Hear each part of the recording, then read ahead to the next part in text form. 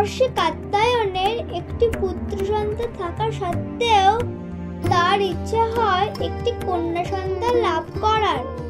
তখন ঋষি কাত্যায়নের তপস্যায় তুষ্ট হয়ে দেবী আদ্যাশক্তি জন্ম নেন কাত্যায়ন কন্যা রূপে।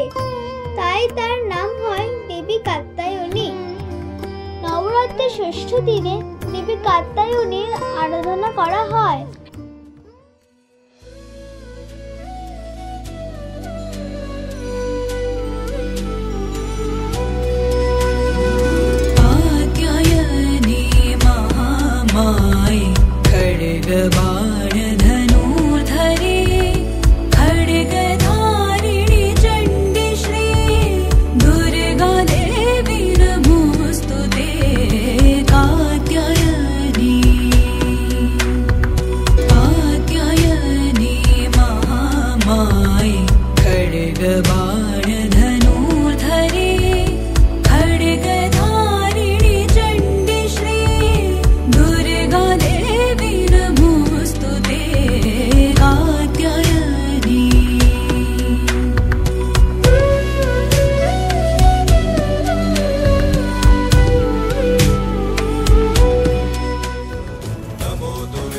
নবদুর্গার সপ্তম রূপ হলো দেবী কালরাত্রি।